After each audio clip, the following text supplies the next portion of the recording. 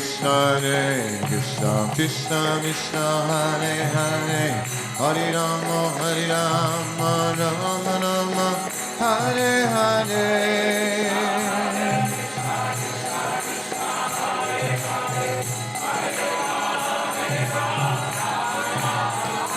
Hare Krishna, Krishna Krishna, Hare Hare, Hare Rama, Rama Rama, Hare Hare.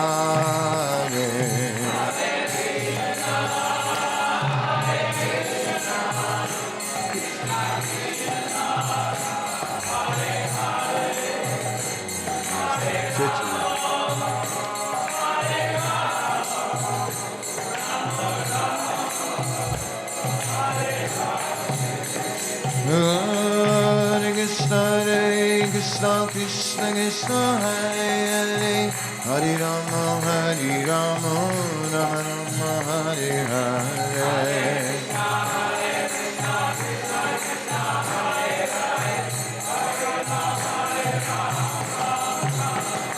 Jaya Prabhupada, Jaya Prabhupada, Prabhupada, Jaya Prabhupada.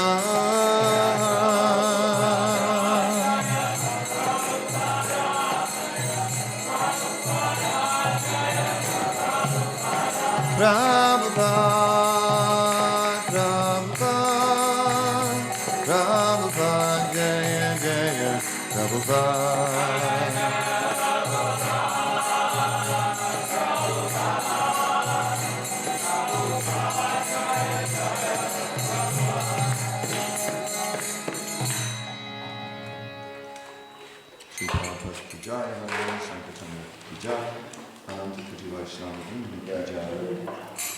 Grantara Śrīmad Bhāgavatam ki jai, all devotees to the assembled devotees, all devotees to Sri Guru Sri Garam. Om Namo Bhagavate Vasudevaya. Om Namo Bhagavate Vasudevaya. Om Namo Bhagavate Vasudevaya. Om Namo Bhagavate Vasudevaya. Om Namo Bhagavate Vasudevaya.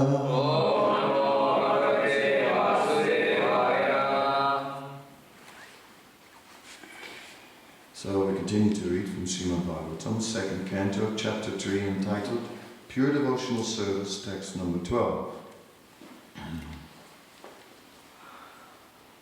Jnanam yat apratinivrita gunarmi chakram.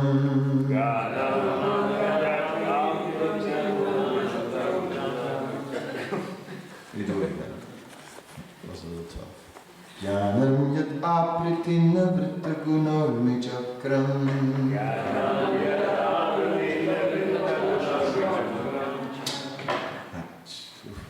Dhyanam yat apratinivrita gunarmi chakram. Atma prasaduta yatra gunesva sangha.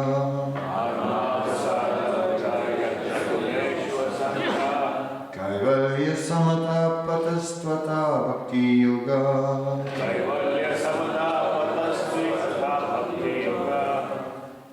Nirvita suratim na kuryat.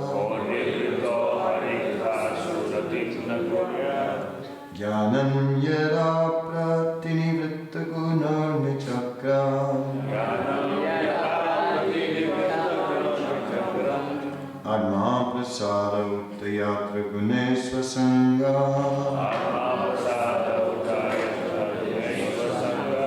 Kaivalya samata patastvata bhakti yoga.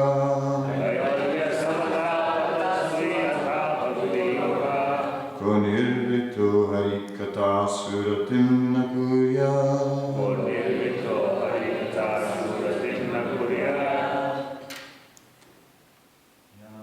yad apati vitti gunoni chakram.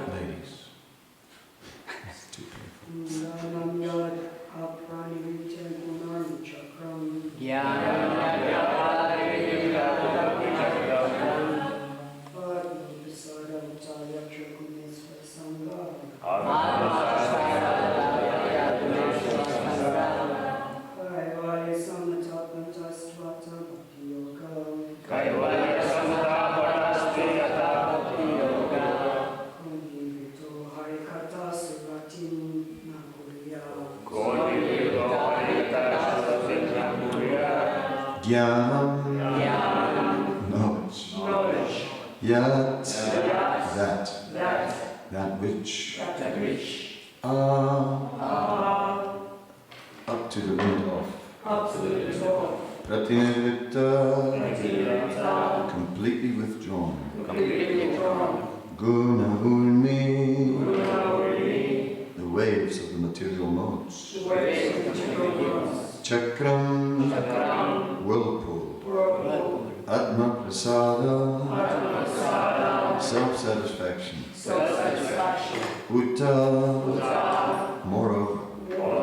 Yatra, where there is. Gunesu, in the modes of nature. Asanga, no attachment. Kevalya, transcendental. Samata, approved. Pataha, path. To, but.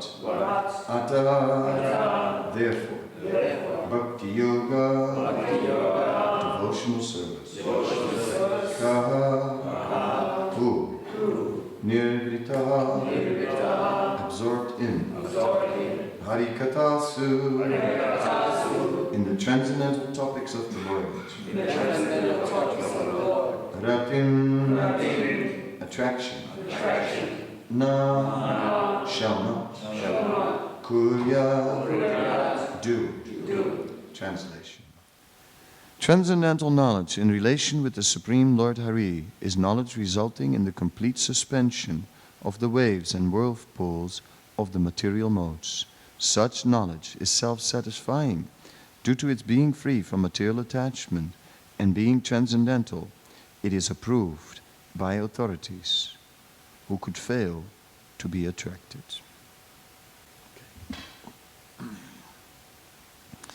Purport. According to Bhagavad Gita 10:9, the characteristics of pure devotees are wonderful. The complete functional activities of a pure devotee are always engaged in the service of the Lord, and thus the pure devotees exchange feelings of ecstasy between themselves and relish transcendental bliss. This transcendental bliss is experienced even in the stage of devotional practice, sadhana avastha, if properly undertaken under the guidance of a bona fide spiritual master.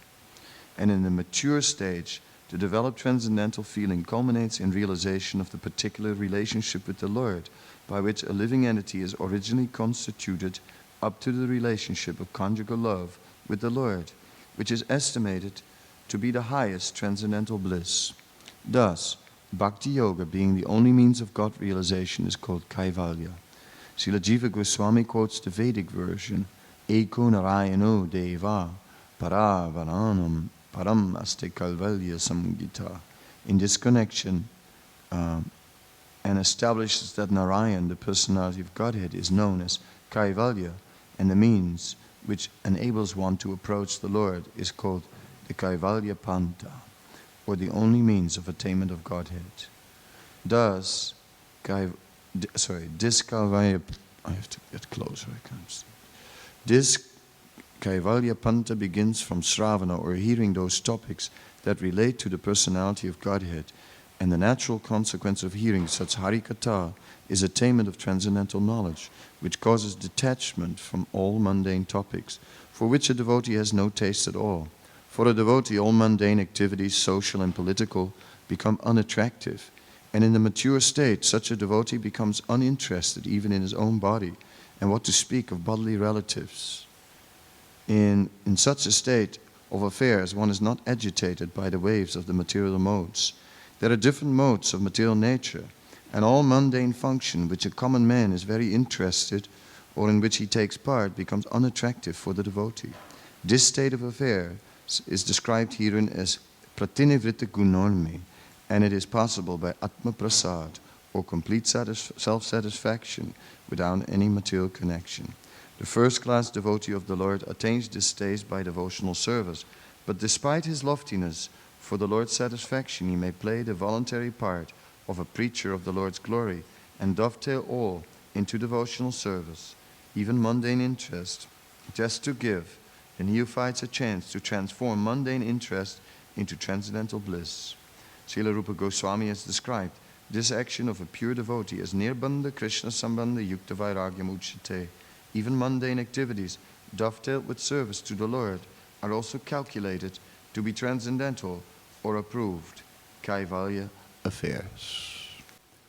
Om Ajnanatimrandasya Gyanandana Salakaya Chakshurun Militam Yena Tasmai Sri Gurave Namaha Shri Chaitanya Manobhistam Stapitam Yena Bhutale Swayam Rupa Kadamayam Dadati Swapadantikam Vandeham Sigaro Siyutapada Kamalam Shri Gurun Vaisnavamscha Shri Rupam Sagrajatam Sagana Raghunatan Vitam Tam Sajivam Sadvaitam Savadutam.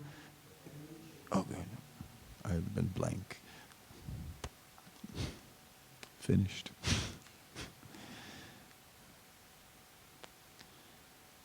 Sri Krishna Chaitanya Prabhu Nityananda Sri Advaita Gadadhar Sivasati Gaura Bhaktivedanta. Hare Krishna Krishna Krishna Hare Hare Hare Rama Rama Rama Hare Hare.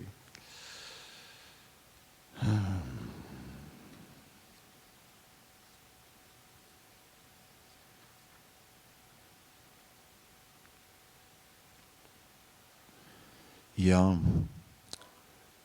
Gradually one loses interest in mundane topics.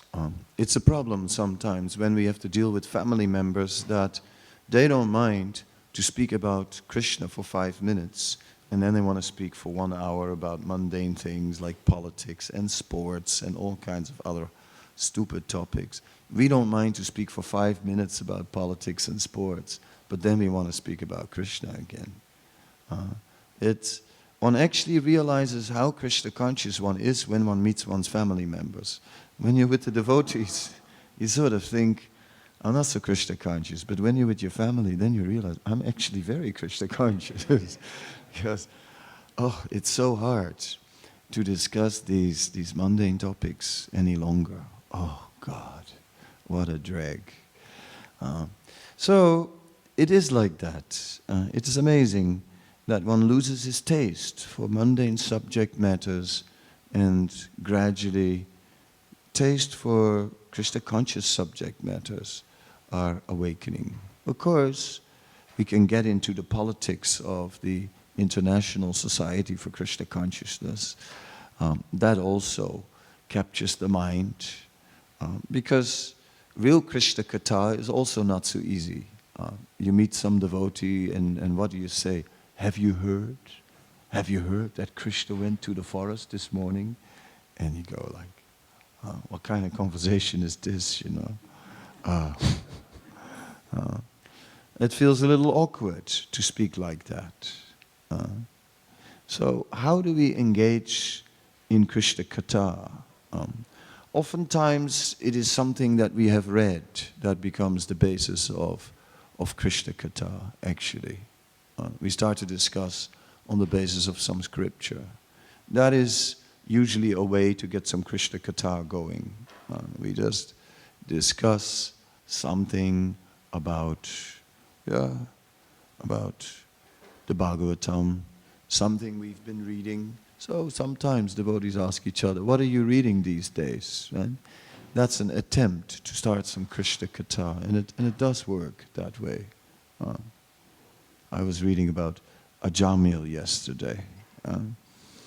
And then you get all these explanations about the chanting of the holy name and how it is the most auspicious activity in the entire universe. So that's something. That's something to focus on. Yes, the most auspicious activity in the entire universe. Things like that are nice to remember. By hearing, our dimension of what we are doing can be expanded quite a bit. For example, it says in the Padma Purana that all the holy places, all the tirthas of the entire universe are included in one tulsi leaf. So, once you read that, you think, well, okay, got that tulsi leaf, in your throat. And some say you're not supposed to chew on the tulsi leaf. And then it gets stuck in the throat. So it's a dilemma. It's a dilemma, that one. And so when you're a sannyasi, whenever they give you the Charnamrita, they must give you the tulsi leaf. That's a must. You must have one.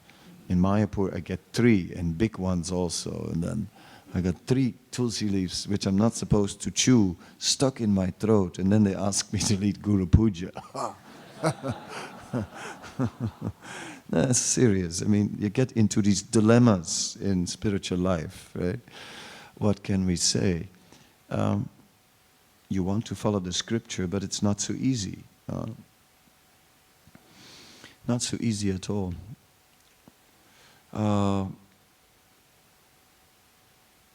Because in practical life, we find we get sometimes stuck by bodily limitations. I read about that during an eclipse of the sun, you should stand in the Ganga. So I was in Vrindavan and I stood in the Yamuna. And I asked them, how long do you have to stand in the Yamuna? They said 5 muhurtas. That's a long time. That's hours and hours, right? So at one point, I really had to, due to the cold water, I had to go to the bathroom and think, I'm not supposed to go out of the Yamuna. What do I do now? Right? It's like dilemma. It's nice when you read in the scripture, but in practical reality, sometimes it's a little difficult to apply. So that's all right. There is some room for some human, the human element, right? The human element. Then one can go out of the water, relieve himself, go back after. Or Dinabandhu said, the Yamuna is your mother, she understands. Anyway, what can I say to these things? Back to the Bhagavatam. But devotees who are living with the Bhagavatam, they are very important. It is said one must approach the Bhagavat through the book Bhagavat and through the person Bhagavat, because the combination of the two makes it something real. Then when we see how the devotees are trying to live a life according to the Bhagavat, then it becomes something very, very wonderful. According to the Bhagavad Gita, the characteristics of pure devotees are wonderful. Yes, they are wonderful because they're so sincere. They're so much trying to really adjust their ways to please Krishna. That makes it wonderful. And then, as a result, they come very close to Srila Prabhupada. And this morning, we were listening to a lecture of Srila Prabhupada on the Brahma Samhita, and he begins to describe Krishna in the spiritual world, and he was just saying yes, and how these residents in Vrindavan, and they just think Krishna is so wonderful. He says, just like the cowherd boys, when they come home from the forest, they just say, Mother, Krishna is so wonderful. Today this big demon came, but Krishna just killed this demon. Krishna is so wonderful. And then the mother also says, yes, Krishna is so wonderful. So in this way, Prabhupada was speaking very intimately, very close, really like he very much there, not sort of artificially, but very much there in that reality. That makes it all very, very wonderful that the devotees are really there. One must simply engage in the service of the Lord. It is said that actually deity worship is not the Yuga Dharma. It is not the process for this age. The process for this age is chanting Hare Krishna. But so much we do related to deity worship. Not just that we are on the altar, but the whole temple. We have a temple and temple functions and temple programs, and it regulates our whole life. There's everything centered around the deity. So still the deities have such a important place in our life, because we cannot just chant Hare Krishna. We're too restless. So then in deity worship you can do so many things, so many things. It all has to be correct, and so many arrangements have to be made. It's complicated. Deity worship must be done right.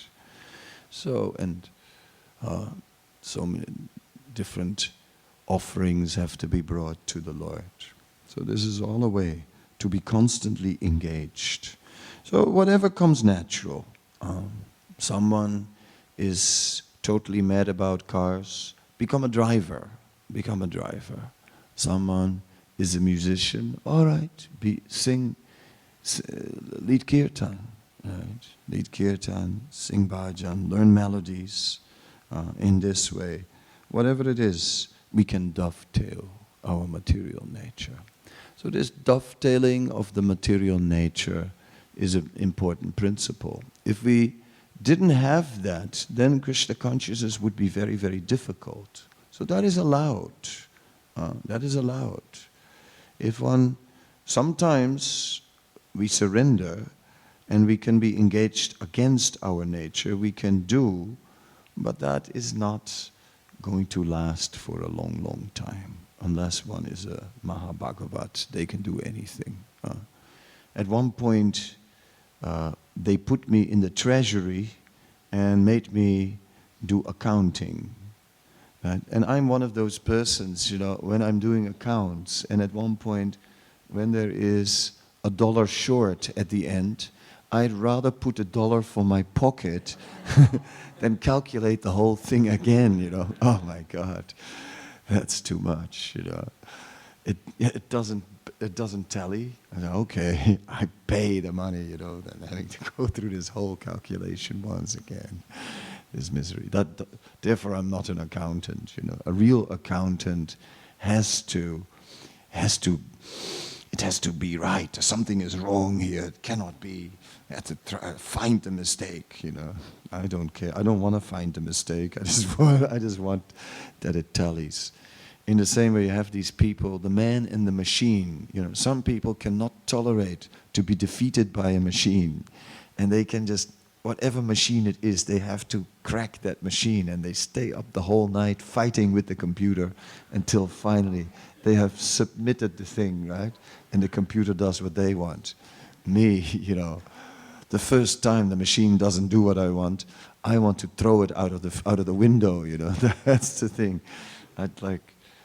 I think they should make some sort of very cheap computers that every time they don't work, you can throw them out of the window. I think if someone makes such machines, they'll become rich. I'm sure, because lots of people would go for it, smash the thing. Oh gosh, that would help a lot. I would definitely buy one. So there are different natures, and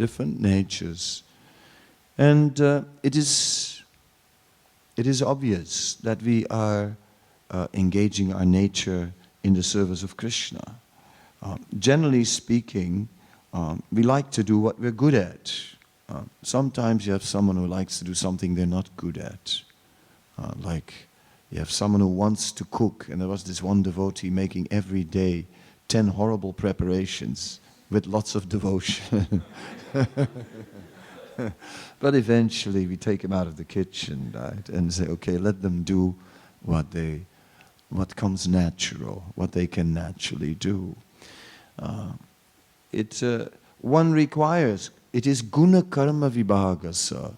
One is engaged according to guna and karma.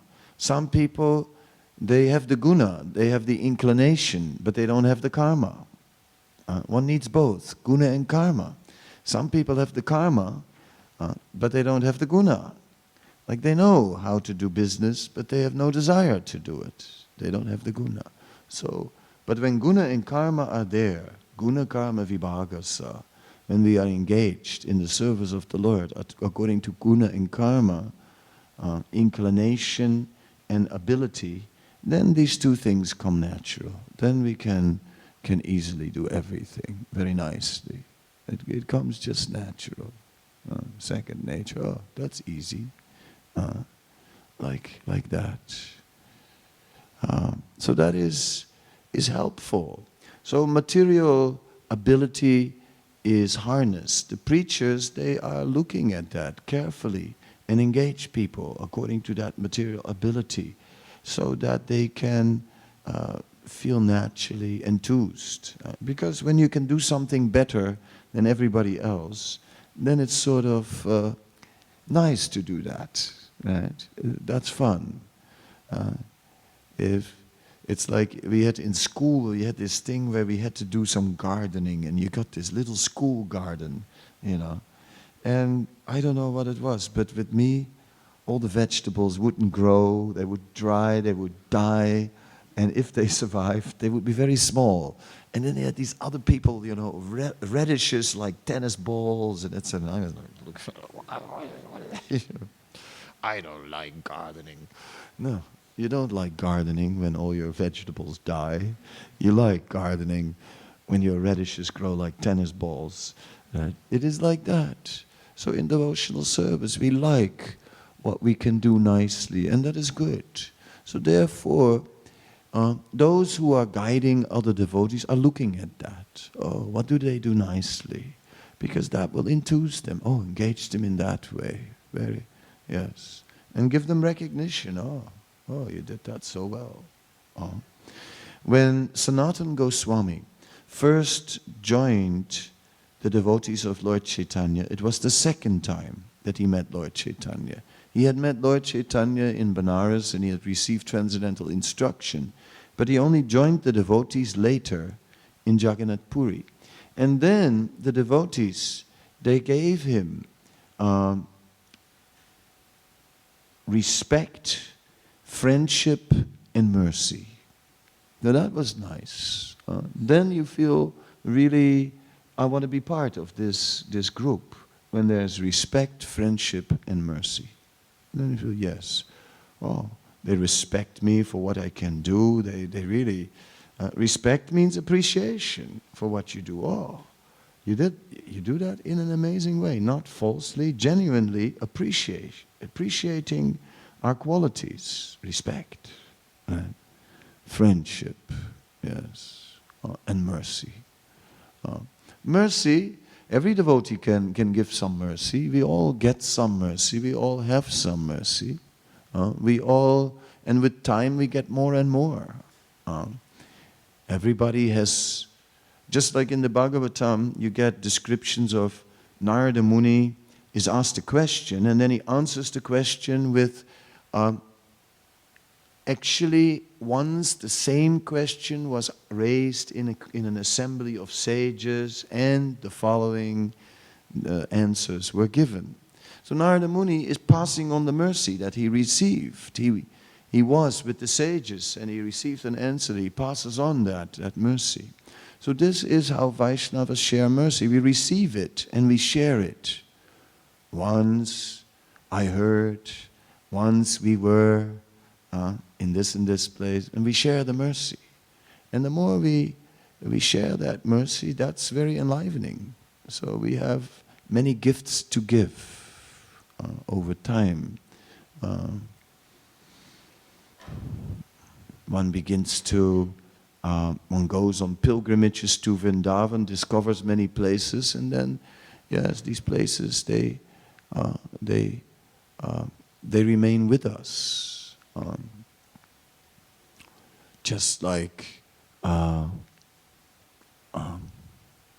Krishna was sort of establishing that he was the Supreme Lord, and that actually all the various incarnations of the Lord were within him.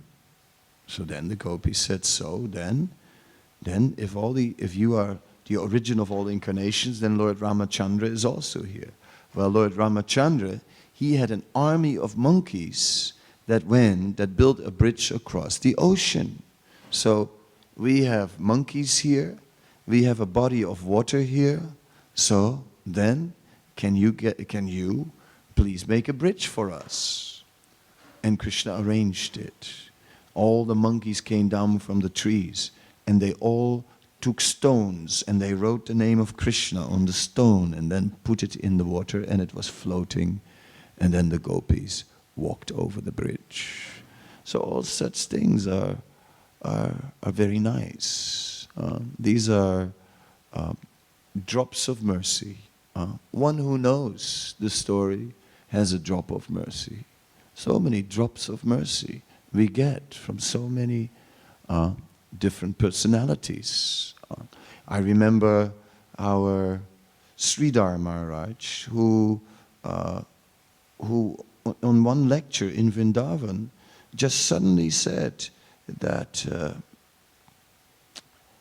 for a long time I felt I have to tell the devotees I can no longer keep it to myself.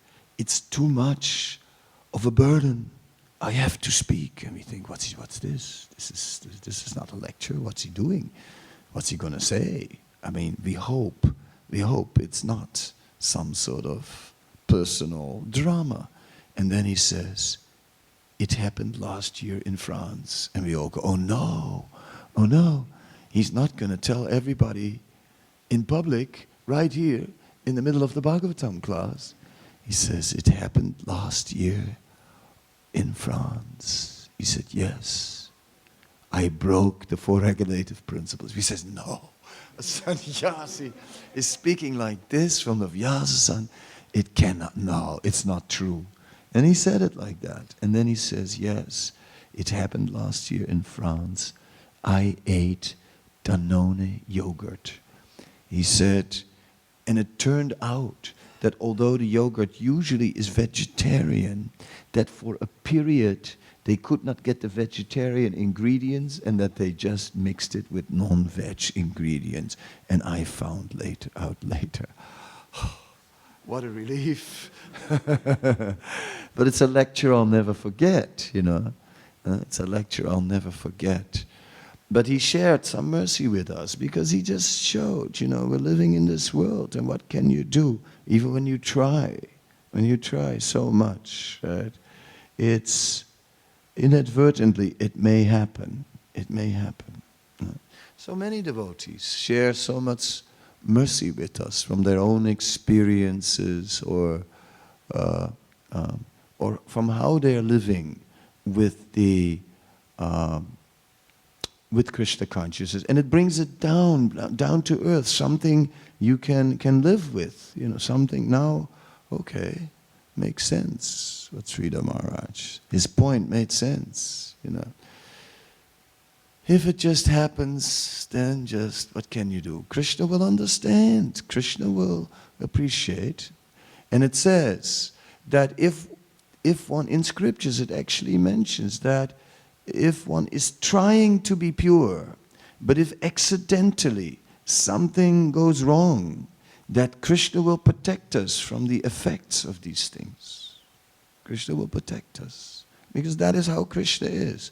See, Krishna is not like imposing rules and standing next to them like a Gestapo with boots and just waiting, you know, like, is anyone going to break any rules here, and then I will throw him down in the deepest hell where he has to suffer the heaviest reactions for a long, long time.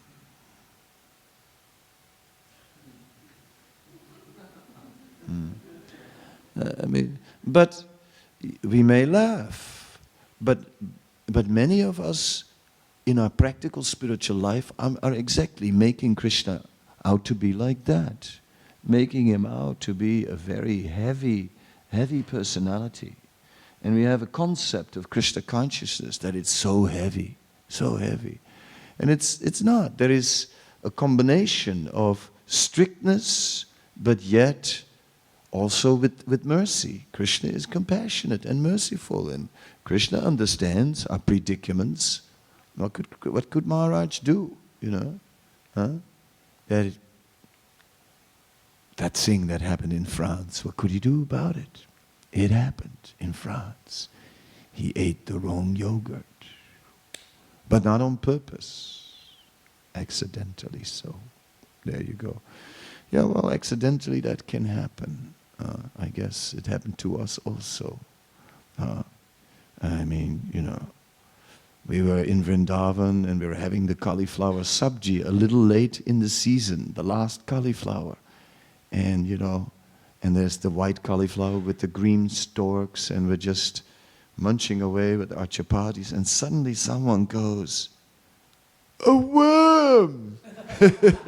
And he holds up this green worm that has exactly the same color as the stalk of the cauliflower. And we all sort of look at our cauliflower sabji. And then there's someone else who finds a worm. And it's kind of like, oh no, oh God, what happens? Oh gosh, did I eat a worm or not?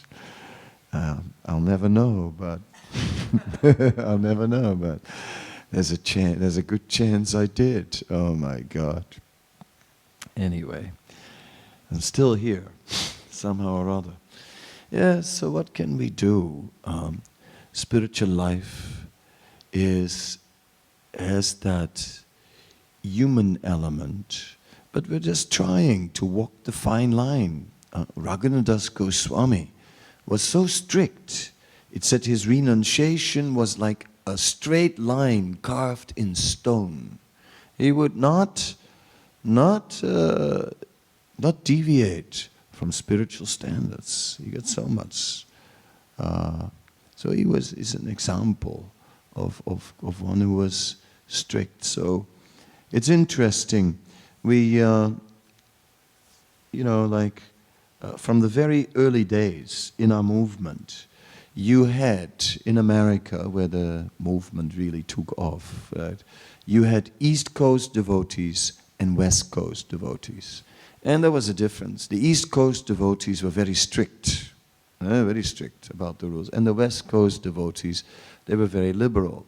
The East Coast was, this is the scripture and it has to be followed. And the West Coast was like, well, Lord Chaitanya is very merciful. Right?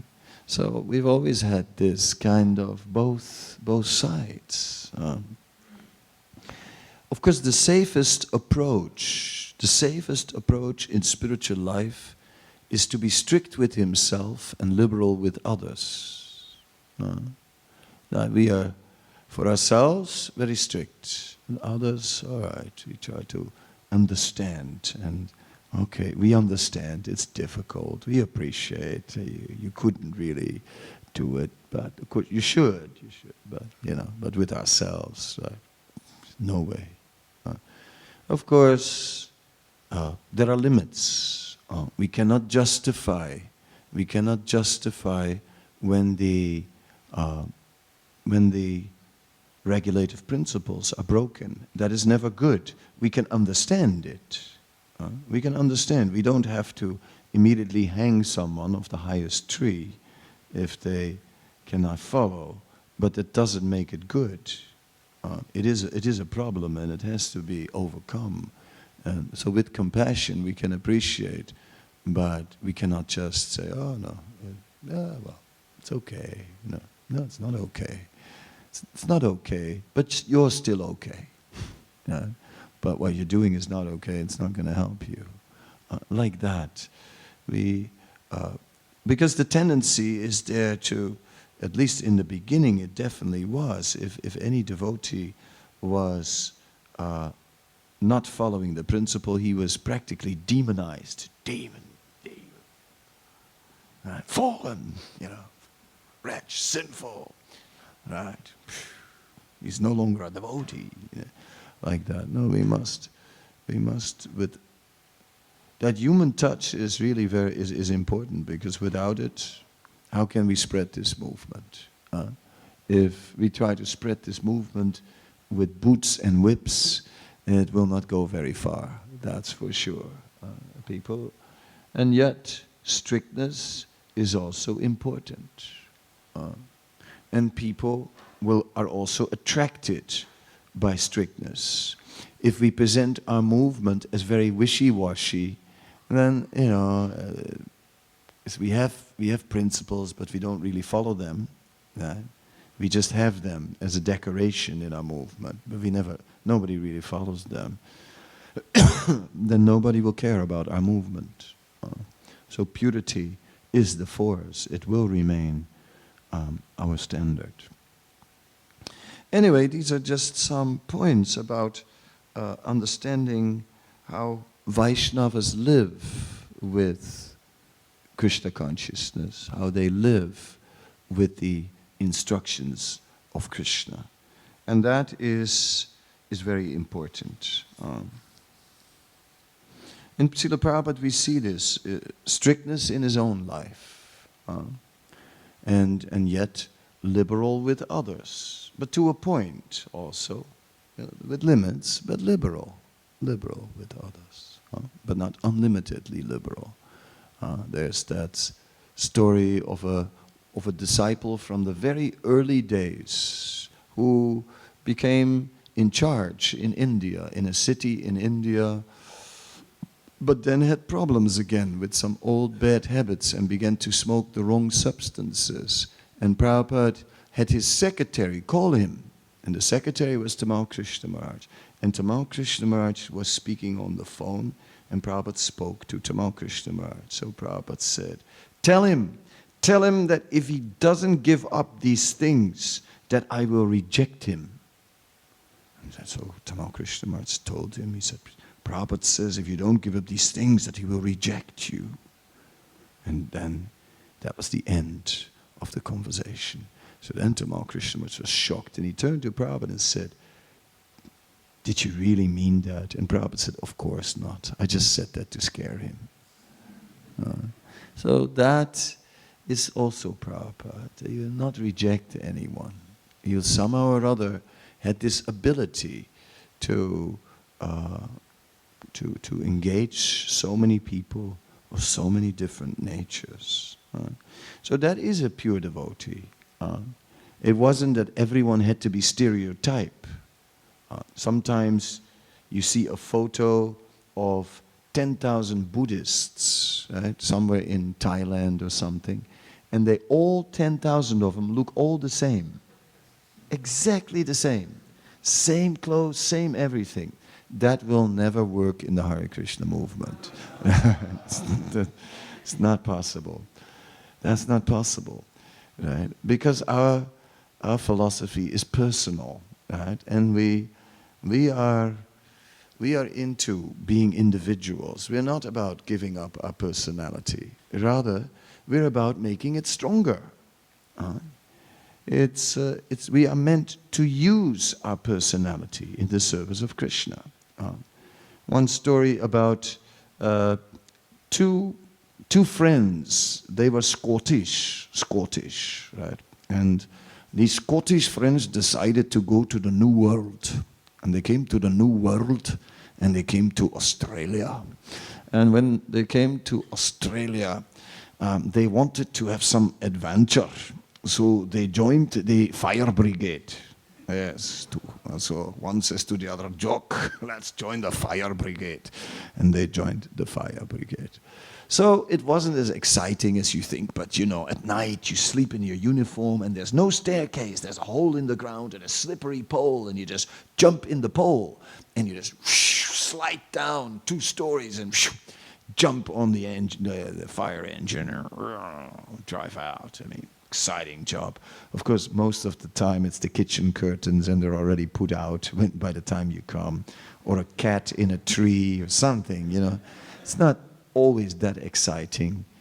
And, you know, and then at one point, one of the 2 friends became involved in Krishna consciousness and started to go to the temple and became really serious about it. And at one point even shaved his head, Sika and everything, but he couldn't yet leave the fire brigade because, you know, you have to wait till there's replacement. You can't just get out like that. So he was in the fire brigade with Sika and all. And, you know, but then he gave it up altogether. And yes, he went a long way. And he got many different services. He even at one point became quite a leading devotee. And yeah, he had done so many things. You know. He had been high in the Himalayas, right? Like at the source of the Ganga. He had seen lots of places in the world, exotic, remote places, right? And he had been on TV many times, spoken to, you know, important VIPs and all these things he had done. Then 25 years later, he met his friend, and he asked his friend, "Hey, Jock, how are you? Long time no see," you know, as Scotsmen do. They were beating each other a bit. As a sign of love and affection. And then, you know, then he asked his friend, "So, what are you doing? Still with the fire brigade?" "Yes, still with the fire brigade." "Still going to the same pub?" "Yes, still going to the same pub." "Still sitting on the same corner of the bar?" "Yes, still sitting on the same corner of the bar." Everything was still the same. Whereas for the devotee, his life had expanded and expanded and expanded. And they think that when you join the Hare Krishna movement, that your life becomes more and more narrow day by day. And that, you know, and then they ask you sometimes, "What's it like to live in a monastery?" And I usually say, "No idea." Never been in one, you know. I mean, because whatever the Hare Krishna temple is, it's not a monastery, that's for sure, right? Anyway, in monasteries you think of praying monks, you know, who never speak, right? They don't speak, they just pray, and they just walk down long corridors. They read scriptures, you know, walking to stay awake, right? You don't see that in the Hare Krishna temple. They never stay awake. Yeah? So, like that, it's, what can I say? No, a monastery it's not, definitely not. Anyway, so our 2 friends, right, it was very interesting to see. You would think that the Hare Krishna, you know, he was supposed to make his life narrower and narrower, but the opposite happened actually. He developed, he did so many things, right? So many things. Because after all, we have this one line in the Hare Krishna movement, which is, "Just surrender, Prabhu." And that makes you do things you would have never done, right? See, in the world, you get an education for a particular job, and that's what you do. But not in the Hare Krishna movement, right? It's like, "Can you cook?" Not really. "It's easy, I'll show you." You know, and next minute, you're in the kitchen, you know, and see, here's a pot, and you just put it on, big pot, monster of a pot with water, you know, and then, yeah, okay, some rice and dal, chuck it in this way, that way, cook it, and khichdi, you know, and like, there you are, somehow they are making this pot with khichdi, and then you say, well, yeah, it's sort of okay, a little bit more, a little bit, and after 3 days, you're in charge of the kitchen. That's the Hare Krishna movement. That's how it goes. I mean, yeah. So this is called just surrender, Prabhu. And it really stretches our abilities. We start doing things that we would have never done, that we never thought we could do. And we learn how to do, somehow or other. So in this way, our personality is not becoming more and more limited and more narrow as we become Krishna. It's not about giving up everything about our personality. Rather, it's developing our personality and doing things. It's like in South Africa, we have Bhakti Chaitanya Maharaj, and he never used to lead kirtan. But then, even when he became a sannyasi, in the beginning he didn't. And then one day he started. And then it all came out. And now he reads really nice kirtans, actually. Even made some CDs and everything, People are buying. It's like, but he never thought that he would lead kirtan. Why not? Yeah. Some people think they can't sing. It's not true. They can. They just don't want to. They don't want to hit the right note. Because as soon as you get a high note, they think, oh, too much trouble. This is too high. I can't go so high. And they just go, whoa. They keep on singing like a bear, right? But it's not necessary, actually. No, even bears learn to sing in the Hare Krishna movement. There is hope for bears. You can do it.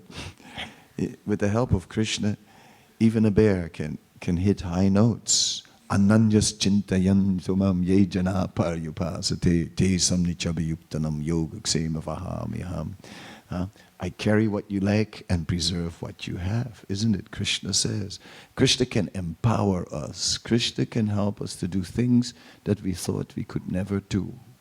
That is wonderful. So devotees become wonderful people. My first public lecture, I could not speak. There were regular moments that I was just sitting there. I didn't know what to say. Now I don't have that problem anymore, as you can see. Now sometimes they have to pull me off the seat, They walk past with a note and it says, 5 minutes. I usually fold aeroplanes off these notes. But whatever. Yes, so it's easier to speak than to listen, somehow or other. As soon as someone sits down and starts to speak, they go and go and go, and you sit there and listen. How long is this going to go on? And like that. So gradually, our abilities become developed. They become developed. And more. And that is how devotees become treasure houses of many wonderful qualities, of so much mercy they received, of so many transcendental experiences. And all that is very valuable.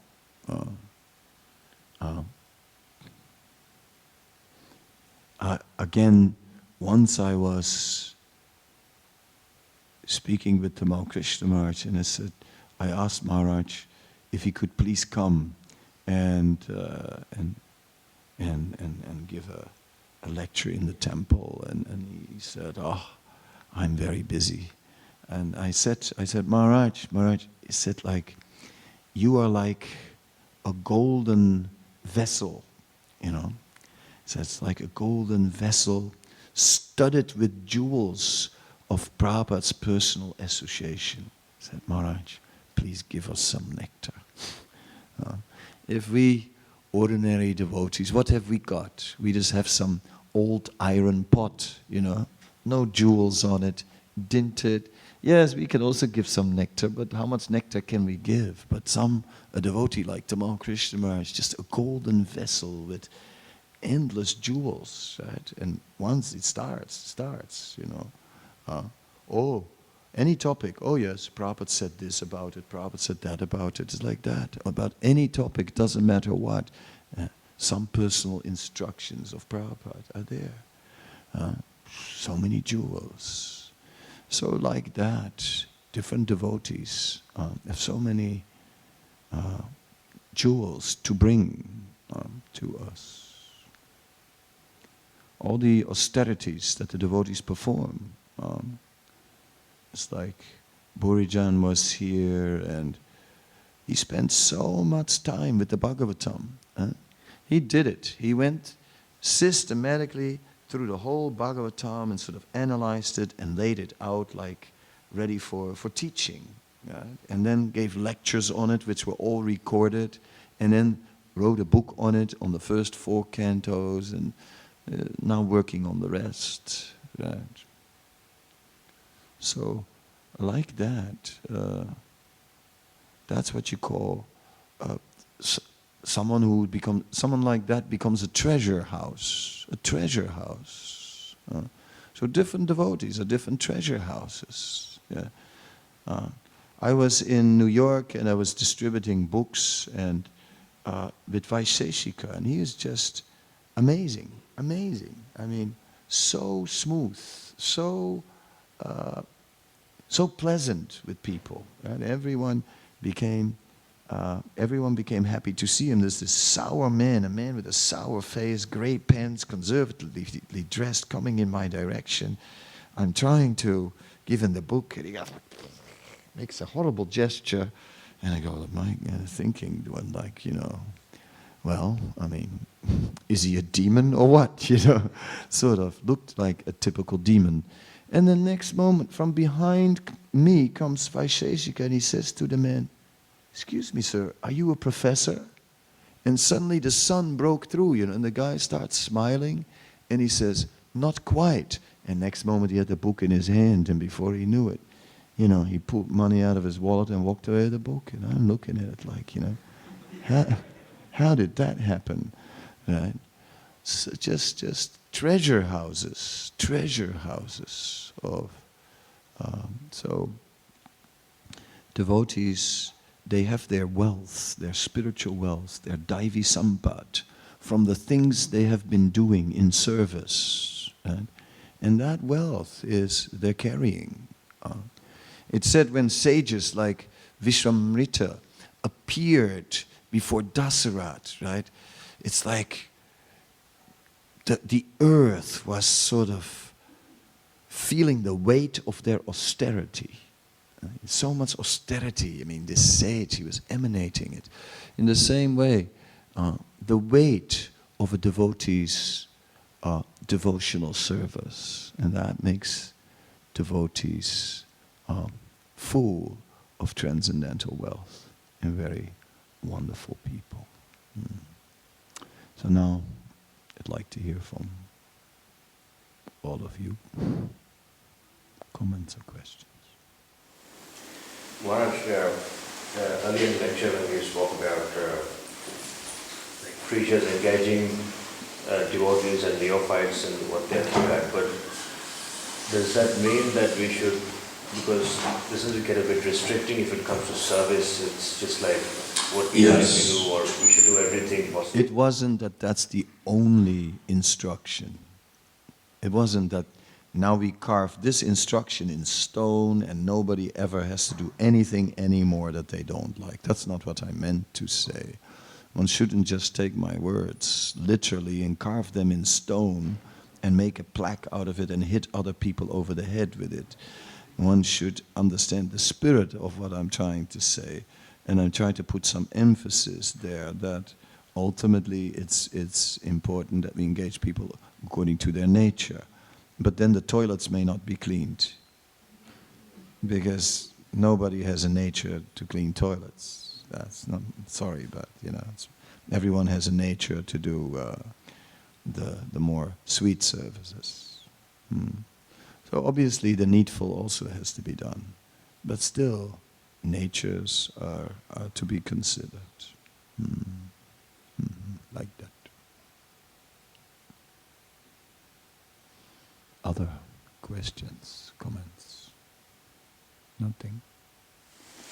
As we're doing some service or some activity in Krishna consciousness, we might do it so well, so then I lose my confidence and then I don't do it. You lose your confidence when others do it well? No, when I'm not, if I just... It was too complicated. You are doing well and then you lose confidence? No, say someone's trying to do something. Someone is trying to do something. I mightn't do it very well. I did a generalisation in the beginning, then I made it about me. Actually, it's about me. So, but I was trying to maybe it happens with other people as well. so fast. Sorry. I'm nervous. Devata is so fast and can you slowly explain what you need to say? This is just an example. I might try to do something as a devotee, but I mightn't do it very well, so then I'll lose my confidence and then I'm a bit hesitant to do it again. So. Yes, but then we need other devotees who are more experienced, who see that, who encourage us and help us. We're not alone, we're in a community, we're friends, so we help each other, to do it. We must serve together, we don't serve alone. It's not I'm serving here, you're serving there, and no, we help each other.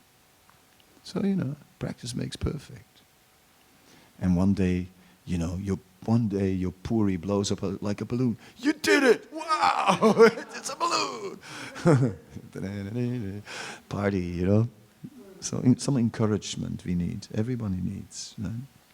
Not from, you blew it again. Will you ever learn? So there's this little management book, which is about, I'll tell the manager, which is about catching people doing something right. It's not easy. It's not easy to catch people do something right, But that's what we should do. Instead of catching them to do something wrong, we should catch them doing something right. And when somebody is doing something right, we should praise them. This is what it means, to be ready to offer all respects to others. Trinadapi sunichena, and so on. The last line. So when we have a culture of offering respect to others, then the guys with the, who become discouraged, or not you, but some people have even an esteem issue, or what you call an inferiority complex. I'm hopeless, I'm helpless, I'm a klutz, I can't do anything, oh my God. And now I have to serve Krishna, I can't serve Krishna, it's impossible. I can't do anything right. And we have plenty of such cases also. So we have to, but if you have an encouraging culture, then even a klutz can do amazing things. So what to speak of somebody talented like you? Yes. I had an experience about that myself not so long ago about a certain aspect of my service where I was just holding back on doing the service because I didn't feel confident in it. And after deliberating on it for a long time, I thought, what, Rashmi, this is just an excuse for you not doing the service. Just do it and just trust that Krishna will provide the knowledge on how to do it. Yeah, I mean, there's so, in a way we're a movement, we're spread quite thin, We're a handful of devotees doing a lot of things. There is this thing where, someone meets a devotee on an airport. It used to be they hit them up on the airport with books. And then, on the other side, again someone hits them up with books, right? And then they think, you guys are everywhere, right? Yeah, but actually we're not that many. We just go all over the place, right? But it's not, that makes it look like there's lots of us, but actually we know very well, we're spread pretty thin, and there's so much service, and who can do all that, right? So oftentimes you have to do something, and there is no expert to do it, It's like, as I said, they put you in the kitchen, and a week later you're in charge, and the same with the temple, and then you're the temple president, and like, there you go. And you know, and what do you do about it? It's intimidating. It's overwhelming, and that's when you pray to Krishna. Yes, we need to pray to Krishna. Krishna, somehow or other, help me that I do it right. So when we're not so self-assured, it's not that we become depressed and think, I'm hopeless, hopeless, helpless, helpless, useless, useless, can't do nothing right. No, I'm a loser. No, we rather pray to Krishna. We pray to Krishna. Anyone else? But is it a good thing to take somebody's service? Is it a good thing? I'm serving you. It depends, you know. I mean, it's a funny question it's a question that it's calling for a general policy. And there is no such thing as a general policy about these things. It depends on the individual situation. It's good to take someone's service when the other person's back goes out, you know. So, please take my service. I'll think about it. Please. I don't know. It's a good thing if you take my service. Maharaj said, all right then, I'll take it then. So sometimes it's good, you know, but if you elbow someone out of the way, you say, I'll take that service.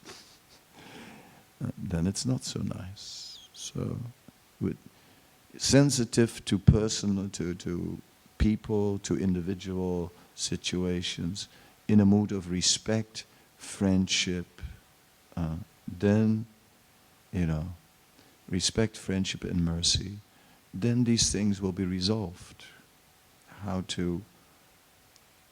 When to take the service and when to let others do the service. Like this morning you took my service. Because he's been helping me with my puja. And he took it away from me. And I'll have a word with you about that. Because that's my puja. No, I was happy to let you do it. I helped a little. It's a brahmana.